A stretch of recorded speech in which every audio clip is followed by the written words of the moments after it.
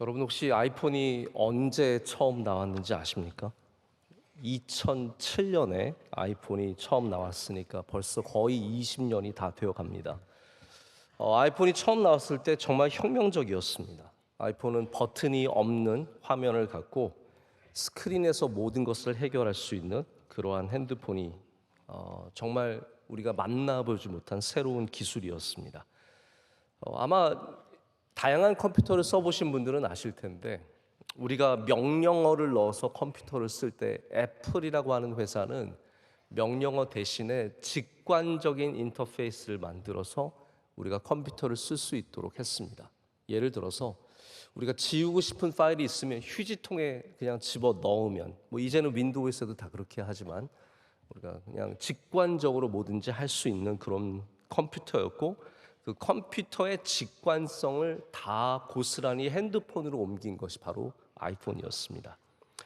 저는 그래서 아이폰을 쓰기 시작하면서 이 직관이라는 단어를 처음으로 이해하기 시작했습니다. 이 직관, 인투이션은 우리가 보는 것만으로도 그것을 알 수 있는 것을 말합니다. 사전적으로 말하자면 감관의 작용으로 직접 외계의 사물에 관한 구체적인 지식을 얻음이라고 말합니다. 자, 제가 여기서부터 좀 시작을 하고 싶은데요. 신앙이 여러분이 생각하기에 직관적인 것 같으세요? 아니면 비직관적인 것 같으세요? 여러 가지 생각이 있으시겠지만 제가 오늘 드리고 싶은 말씀은 이겁니다. 신앙은 단순히 비직관적일 뿐만 아니라 반직관적이다. 다시 말해서 비본능적일 뿐만 아니라 반본능적이다. 우리의 본능을 거스르는 것이다 라고 말씀을 드리고 싶습니다. 자, 우리 모든 인간은 직관과 본능을 갖고 있는데 이게 다 각각 좀 다릅니다. 예를 들어서 이거 한 귀로 듣고 한 귀로 흘리시는 얘기인데, 여자는 남자에 대해서 혹은 사물에 대해서, 사건에 대해서 그 감정을 느낌만으로도 다 알 수 있대요. 느끼는 거죠. 남자는 여자가 말해 줘야만 알 수 있다고 합니다. 그래서 남자가 제일 두려워하는 말이 뭐냐면 당신 뭐 잘못했어예요. 우리는 그런 직관력이 없어요. 설명을 해줘야 내가 뭘 잘못했구나, 내가 죽을 죄를 졌구나 라는 것을 비로소 알게 된다는 거죠. 여자는 몰라도 되는 일에 관심을 갖고요, 남자는 꼭 알아야 하는 일에도 관심을 안 갖는다고 합니다. 이게 다 그냥 재미로 하는 얘기지만 우리 각각의 본능이 있고 직관이 있고 다양한 본능이 있다는 그러한 뜻일 겁니다. 자, 그러면 신앙이, 우리가 신앙생활할 때 다 본능적으로 직관적으로 할 수 있다면 얼마나 좋겠습니까? 내가 느끼는 대로, 내가 생각하는 대로, 내가 갖고 있는 생각대로 쭉 하면 참 좋겠지만, 그러나 여러분 한번 돌이켜 보십시오. 신앙의 중요한 부분들은 대부분 직관적이지 않습니다. 우리의 본능을 거스르는 일들입니다. 기도가 본능적이지 않습니다. 잠이 오듯이 기도가 나온다면 얼마나 좋겠습니까? 배가 고프듯이 예배를 하고 싶다면 얼마나 좋겠습니까? 하지만 신앙은 본능을 거슬러야 할 수 있는 것들입니다. 예수님께서도 사랑과 용서에 대해서 말씀해 주실 때 세상 사람들이 하는 사랑, 용서, 다시 말해서 하나님을 알지 못하는 이방인들이 하는 것들은 칭찬하지 않으셨습니다. 그건 다 하는 거라는 거예요. 아빠가 아들 사랑하는 것도 다 하는 거라는 거예요. 진정한 사랑과 용서는 이런 우리의 본능과 직관을 거스르는 것이라고 가르쳐 주십니다. 원수를 사랑하는 것, 원수를 위해서 기도하는 것, 우리가 상상해 보지 못한 숫자로 용서하는 것. 그래서 우리에게 복음을 주시되 이 모든 복음의 가치 가운데 본능과 세상의 직관을 넘어서는 거스르는 내용들이 분명히 들어 있습니다. 그래서 우리도 본능을 거스르는 이 복음의 신앙을 갖기 위해서는 반드시 믿음을 가져야 합니다. 우리의 느낌대로 하는 것이 아니라, 우리의 생각대로 하는 것이 아니라 바로 믿음으로 하는 것이고 말씀 가운데 중심을 잡고 해야 합니다. 오늘 예수님께서는 우리에게 바로 본능을 거스르는 중요한 신앙의 가치를 말씀해 주고 계십니다. 우리가 오늘 말씀을 24절부터 읽었지만 이제 원래 이 사건의 시작은 20절부터입니다. 제 본문이 너무 길어서 좀 짧게 잘라서 말씀을 드린 거고요. 20절부터 시작되는데 여기 세베대의 아들들의 어머니가 예수님께 나와서 예수님께 부탁을 합니다.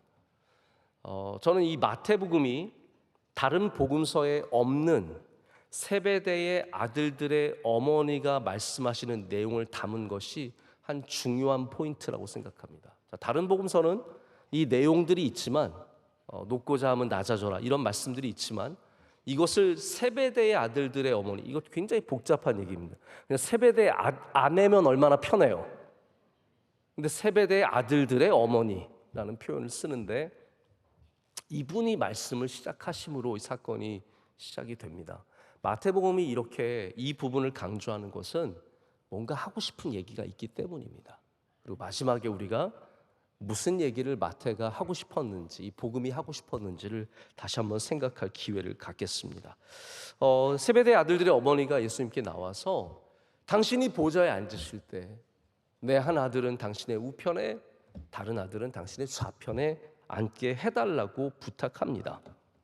이 두 아들이 누구입니까? 요한과 야고보입니다. 요한은 여러분 너무나 잘 아실 거고, 야고보는 성경에 3명의 야고보가 나옵니다. 그래서 우리가 오늘 만난 이 세베대의 아들들 중에 한 야고보는 큰 야고보다라고 부르고요. 그리고 제자 중에 또 다른 야고보가 있습니다. 알페오의 아들, 또 다른 야고보가 있는데 그 야고보는 작은 야고보라고 부르고요.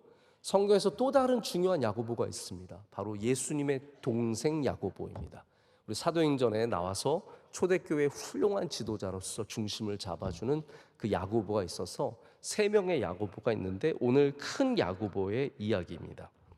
여기 이 두 아들들은 한마디로 귀한 집 아들들이에요. 뭐 우리 다 귀한 집 아들들이죠. 귀한 집 아닌 집이 어디 있겠어요?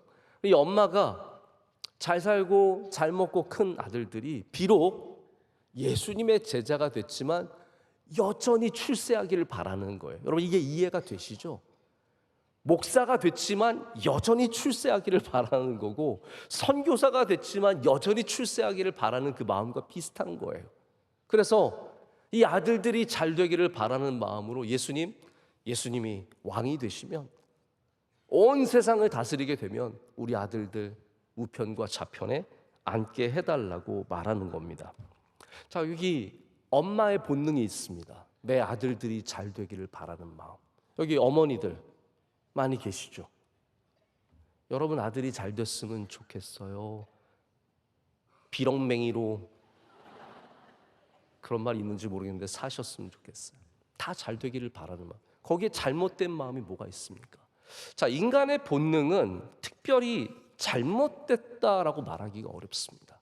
우리가 좋은 것을 먹고 싶은 것, 좋은 것을 갖고 싶은 것, 좋은 데 살고 싶은 것, 잘 되고 싶은 것, 행복하고 싶은 이 마음들은 잘못되지 않았습니다. 하지만 이것을 기억하시길 바랍니다. 우리의 잘못되지 않은 본능을 이루려고 할 때 우리에게 필요한 것은 본능이 아니라 반본능입니다. 우리의 본능을 성취하기 위해서는 오히려 그 방식, 이루어지는 방식은 반본능적이어야 합니다. 예를 들어서 예쁘고 싶은 것은 누구나 갖고 있는 본능입니다. 하지만 예쁘려면 본능을 거슬러야 돼요. 어떻게 해야 됩니까? 쉬고 싶은데 운동해야 되고요. 많이 먹고 싶은데 적게 먹어야 합니다. 이렇게 반본능적인 방식이 있어야만 본능을 이룰 수 있는 겁니다. 그래서 예수님께서 오늘 우리에게 주시는 복음의 핵심적인 가치는 뭐냐면, 너가 원하는 대로 사는 것, 그것이 잘못된 게 아니라 그것을 이루기 위해서는 복음적인 삶을 살아야 한다고 가르쳐 주시는 겁니다. 그것이 무엇입니까? 높아지고자 하는 자는 낮아지라는 거예요. 여기 소위 치맛바람이라고 할 수 있는 세베대 아들들의 어머니가 그 두 아들들을 높여달라고 하는데 이들만 비난할 수 있겠습니까? 우리 오늘 말씀을 보면은 다른 제자들도 별반 나아 보이지 않습니다. 다 비슷한 거예요. 제자들은 이 사건에 대해서 분노합니다. 어떻게 그럴 수 있느냐?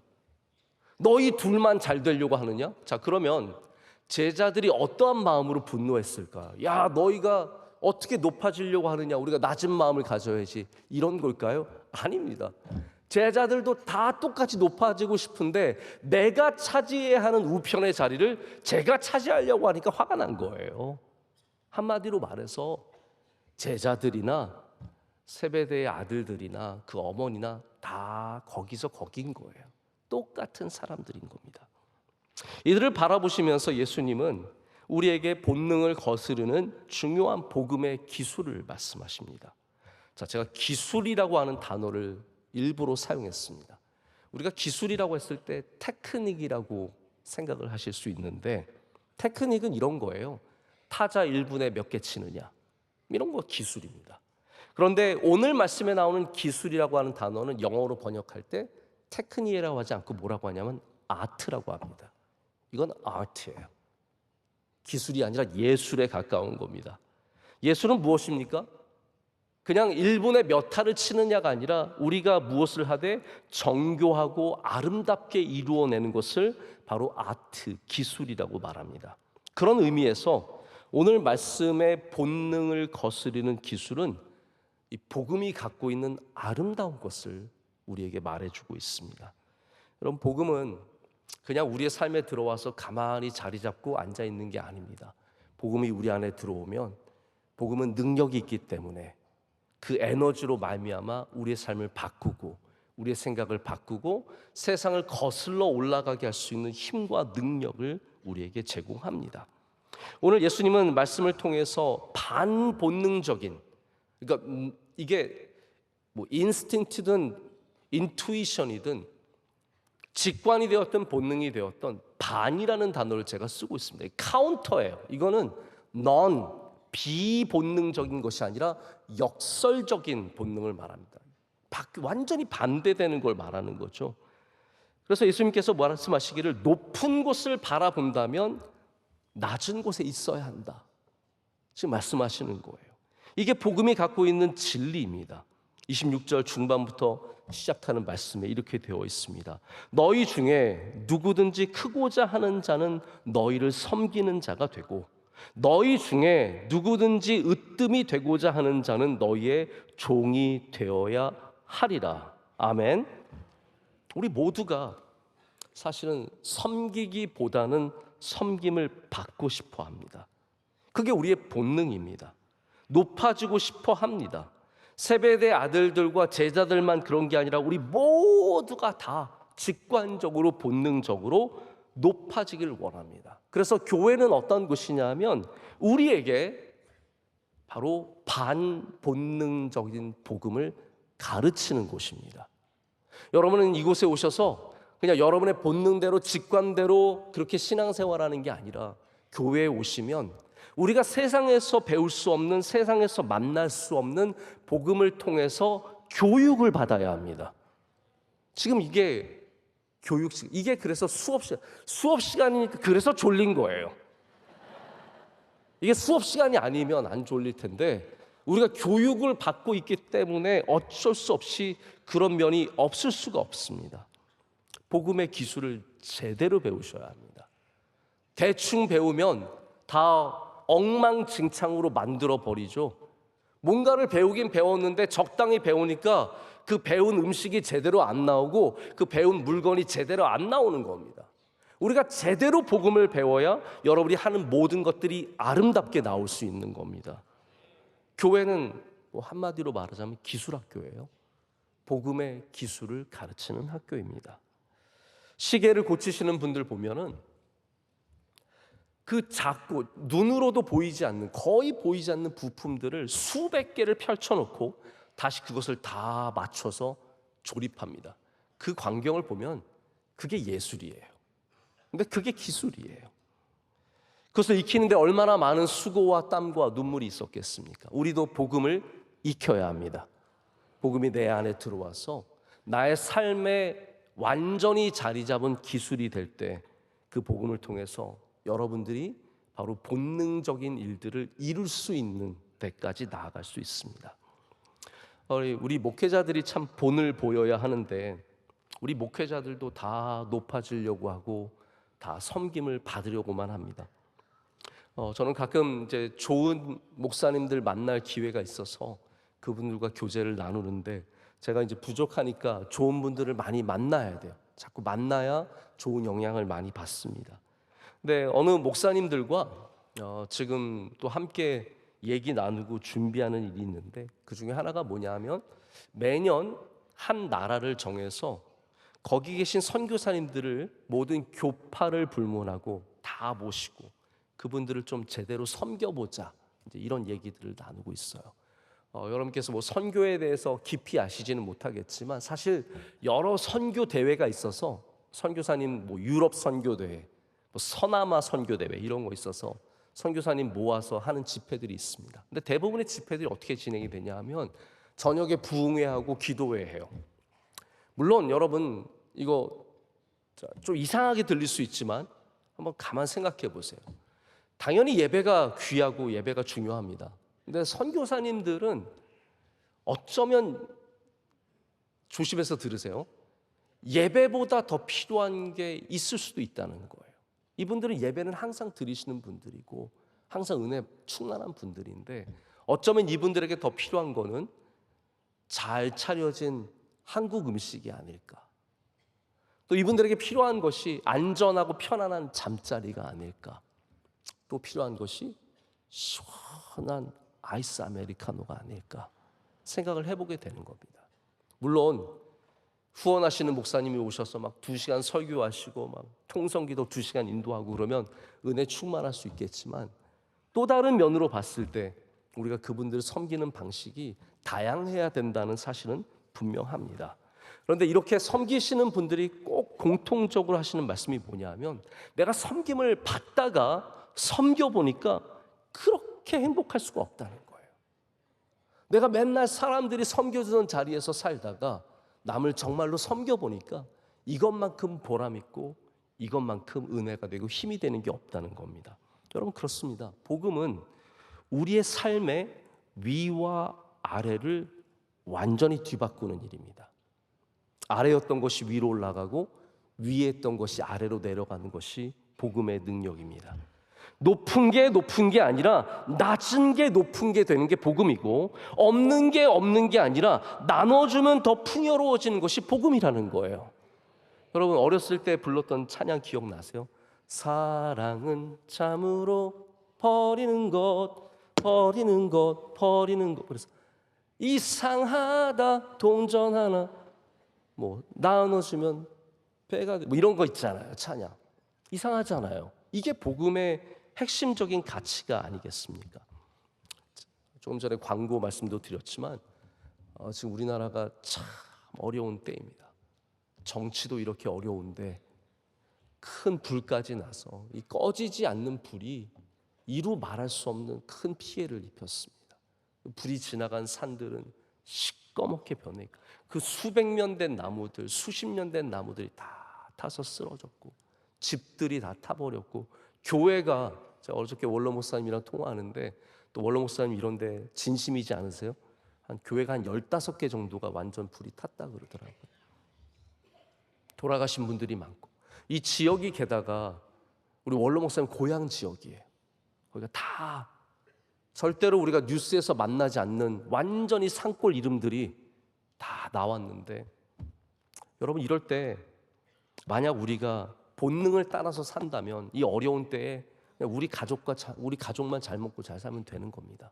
하지만 우리가 만약에 복음을 안다면 우리는 본능을 이기고 직관을 이기고 내가 어렵지만 더 어려운 사람들을 바라보고 그들을 위해서 나눠줄 수 있다면 거기에서 천국이 이루어지는 거예요. 거기에서 하나님의 뜻이 이루어진다는 겁니다. 그게 복음의 능력 아니겠습니까? 원래 우리 본능은 순기능이 있습니다. 본능의 기능은 우리를 살리는 거예요. 여러분이 갖고 있는 모든 본능 가만히 생각해 보세요. 다 여러분을 살리는 겁니다. 배고픈 거 본능이잖아요. 맛있는 거 먹고 싶은 거, 그거 먹어야 사니까 본능인 것이고요. 졸리니까 살기 위해서, 지금도 조시는 분들 살기 위해서 조시는 거예요.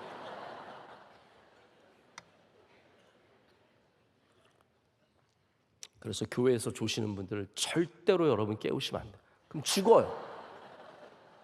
죽습니다.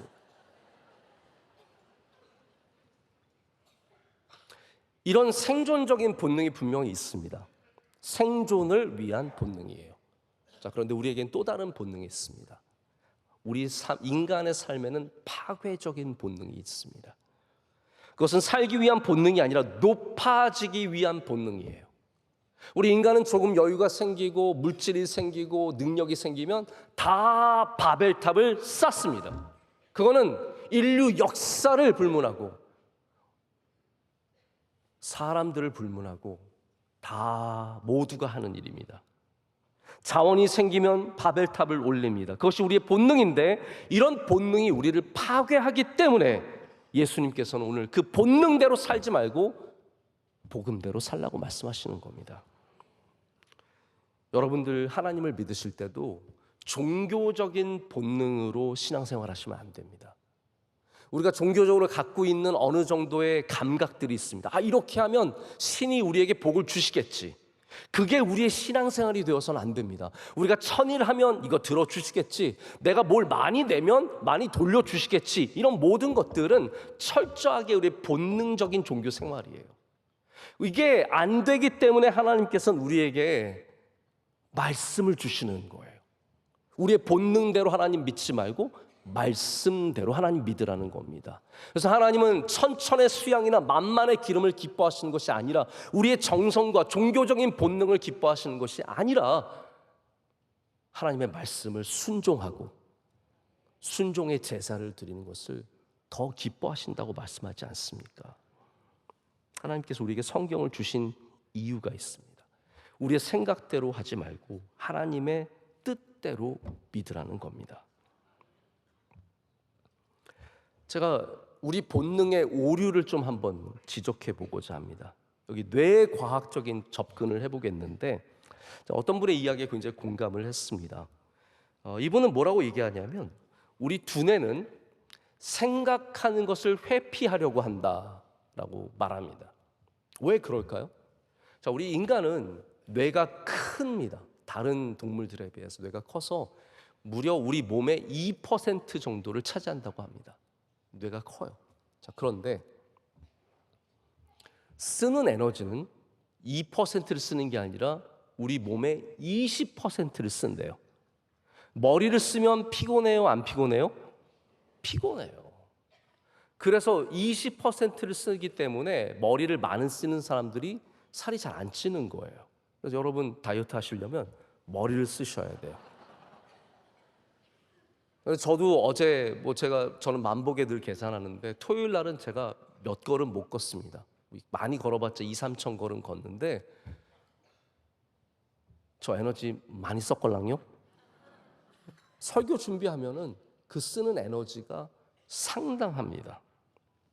근데 이분이 뭐라고 말하냐면 이렇게 우리의 두뇌가 에너지를 많이 쓰기 때문에 가능하면 생각을 안 하려고 한대요. 그래서 이 시대에 생각 안 하고 볼 수 있는 유튜브의 쇼츠 이런 거 이게 제일 편하다는 거. 그냥 보면 돼요. 설렁설렁 넘어가고 뭐 인스타그램 이렇게 보면은 생각 안 하면서 가만히 있으면 뇌는 쉬면서 뭔가 쾌락을 얻을 수 있기 때문에 다 거기에 빠진다는 거죠. 그러면서 이분이 지적하는 건 뭐냐면 우리가 척 보면 안다라고 말하는 것이 그게 능력이 아니라 뇌가 생각하기를 거부하기 때문이라는 거예요. 여러분 조심하십시오. 난 척 보면 알아? 그거는 뇌가 게으르기 때문이라는 거예요. 내가 지금까지 갖고 있는 경험과 생각과 내 안에 쌓인 데이터로 최소한으로 생각해서 하기 위해서 하는 일들이 척 보면 안다라는 거예요. 그래서 여러분 우리는 척 보면 아는 사람이 아니라 보고 기도하고 하나님께 나아가는 사람들이 되어야 합니다. 무엇인가를 결정할 때 나의 직관과 나의 본능만을 의지하는 것이 아니라 나는 뭐 성공했으니까 나는 많이 아니까 나는 보면 알아 이렇게 하다가는 금방 실패하게 된다는 거죠. 우리 그리스도인들은 생각하기를 게을러 하는 그러한 자리에서 일어나서 우리는 조그만 일이 있어도 하나님께 묻는 사람들이 되어야 하고 깊이 생각할 수 있는 사람들이 되어야 합니다. 자, 사도행전 16장을 보면 바울이 2차 선교 여행을 시작하면서 비두니아라고 하는 아시아로 가기를 원합니다. 이 아시아는 우리 극동아시아, 지금 대한민국, 일본, 중국이 있는 극동아시아가 아니라 근동이죠. Near East, 지금의 터키 지역의 아시아입니다. 아시아로 가려고 하는데 하나님께서 성령을 감동을 통해서 넌 거기로 가지 말라는 거예요. 그래서 마게도냐로 사람이 부르는 꿈을 꿔서 바울이 유럽 쪽으로 방향을 틀어서 가게 됩니다. 근데 여러분, 저는 이거 굉장히 중요한 사건이라고 생각해요. 왜냐하면 여러분, 바울이라고 하는 사람이 얼마나 귀한 신앙을 갖고 있습니까? 바울이 얼마나 귀한 믿음의 사람입니까? 자, 그러면 바울이 갖고 있는 계획과 바울이 갖고 있는 본능과 직관은 굉장히 복음적인 거예요. 바울이 지금 엉뚱한 죄를 짓기 위해서 비두니아로 가기를 원하는 것이 아니라 복음을 전하기 위해서 비두니아로 가기로 마음을 먹고 준비하고 있는데, 그럼에도 불구하고 하나님의 뜻이 다를 수 있다는 말이에요. 그럼 이 얘기는 무슨 말입니까? 우리가 아무리 하나님을 열심히 믿어도 우리의 본능과 우리의 직관이 틀릴 수 있다는 말입니다. 목사여도 장로님이어도 여러분이 교회에서 30년 봉사하고 기도를 뜨겁게 해도 우리의 직관과 우리의 생각이 틀릴 수 있기 때문에 우리는 하나님 아버지께 묻는 일을 멈춰서는 안 됩니다. 우리의 본능대로만 따라가서는 안 된다는 말이죠. 예수님께서는 이렇게 본능을 거스르는 복음을 통해서 이 세상을 고치십니다. 우리의 삶을 고치십니다. 제자들을 부르시고 그들에게 이 세상에 많은 사람들이 다 주인 노릇하려고 하지만 너희는 그래서는 안 된다고 말씀해 주시는 거죠. 우리 성경에는 믿음의 사람들이 이 본능을 거스르는 이야기들을 많이 우리에게 전해줍니다. 아브라함은 익숙함의 본능을 거스리고 아비집을 떠나서 가나안으로 갔습니다. 다 자기 동네, 자기 언어, 자기 음식에 편한 겁니다. 이거를 벗어나기가 얼마나 어렵습니까? 아브라함은 게다가 아버지로서 아들을 사랑하고 살리려는 그 본능을 거스르고 하나님의 말씀에 순종해서 그 아들을 데리고 바치기 위해서 모리아 산을 올라갑니다. 본능을 거스리는 겁니다. 왕비였던 에스더는 살고자 하는 본능, 잘 되고자 하는 본능을 거스르고 아하수르의 왕에 나아갑니다. 죽으면 죽으리다. 여러분, 그게 무슨 본능이며 직관입니까? 믿음이죠. 바울은 자기의 문파에서 자기가 이루는 수많은 학문적인 업적 속에서 잘 되려고 하는 모든 본능을 내려놓고 그것들을 배설물처럼 여기며 복음만을 붙잡고 나아갑니다. 예수님의 말씀 산상수훈은 이렇게 우리의 신앙과 삶의 기본적인 본능과 직관들을 거스르는 명령들입니다. 아까 말씀드렸던 원수를 사랑하라, 원수를 위해서 기도하라는 거예요. 여러분, 그런 기도가 저절로 나옵니까? 우리가 본능대로 기도한다고 해보시죠. 그냥 본능대로 기도하면 하나님 얘도 죽여주시고 쟤도 죽여주시고 쟤도 쟤 망하게 해주시고 쟤 안 되게 해주시고, 다 그게 우리의 기도 제목일 텐데 예수님께서 우리의 본능을 거슬러서 원수를 위해 기도하라는 거예요. 속옷을 달라고 하면 겉옷을 내어주고 오리를 가자고 하면 심리를 가는, 절대로 직관적이지 않고 본능적이지 않은 명령을 하십니다.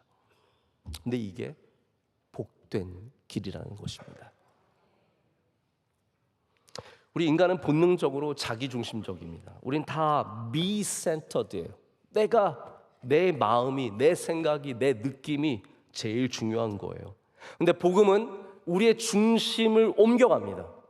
우리는 내 중심에서 예수 그리스도 중심으로 바뀌는 것이고, 나의 중심에서 타인들을 위한 중심으로 바뀌는 겁니다. 이게 지극히 반본능적일 수밖에 없다는 말입니다. 자, 이제 이야기의 거의 결말에 다다랐는데 예전에 한번 제가 산둥수용소라고 하는 책을 소개한 적이 있습니다.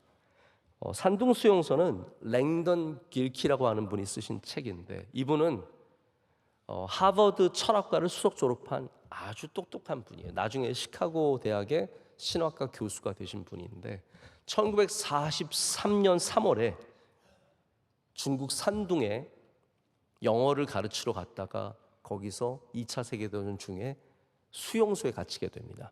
그러면서 1945년 9월까지 그 수용소에서 지내게 됐습니다. 그곳에 있으니까 별의별 인간 군상을 다 본 거예요. 사람들이 밥 먹을 때 어떻게 행동하는지, 옷이 배부될 때 어떻게 행동하는지, 서로 어떻게 말을 하는지, 이런 모든 것들을 보면서 쓴 책이 바로 이 산둥 교도소, 산둥 수용소입니다. 근데 여기에 흥미로운 이야기 하나가 나옵니다. 한 번은 이 랭던 길키가 방 배정을 담당하는 분인데 방이 모자랐어요. 많은 사람들이 수용소로 들어오면서 방이 모자라지자 이분이 그래도 예수님 믿는 사람들은 좀 양보 좀 하겠지라는 생각을 갖고 평소에 가장 예수님 잘 믿는 분들이라고 생각하는 분들을 찾아간 거예요. 그래서 그분들에게 양보를 구한 겁니다. 첫 번째 찾아간 분이 누구냐면 아이비리그를 나온 아주 똑똑한 화이트라고 하는 선교사님 부부였어요. 백인인데 이름도 화이트예요. 이분들은 아주 온화하고 고상한 분들이에요. 자유주의 신학자인데 그렇기 때문에 뭐 하나님의 능력도 뭐 조금은 알고 있지만 우리 사람이 성숙해서 선을 이루면 우리 이 땅에 평화가 이루어진다는 어떤 사람을 굉장히 귀하게 여기는 분이에요. 야, 이런 분이라면 당연히 양보해 주겠지 해서 가서 부탁을 하는 겁니다. 화이트 선교사님, 방이 모자라서 그러니까 죄송하지만 선교사님 방을 좀 내주셔야 될 것 같습니다. 그랬더니 이 화이트 선교사님이 아주 온화하고 고상하게 거절을 하셨어요. 저도 그런 마음이 제 안에서 끓고 있지만 부득이 아주 온화하고 고상하게 거절을 하는 겁니다. 그래서 두 번째 찾아간 분이 평소에 많은 선행을 하던 사업가 피커린 씨예요. 영국에서 오신 분이었어요. 이분은 돈도 많고 많이 베푸는 분이니까 이분에게 가야지. 이분은 협조를 구하자마자 화를 내면서 썩 꺼지라고, 어디서 내 방을 뺏어가려고 하냐고. 세 번째 마지막으로 소망을 갖고 찾아간 분이 미국 선교사님 슈미트 씨였어요. 근데 이 슈미트 선교사님이 이렇게 말합니다.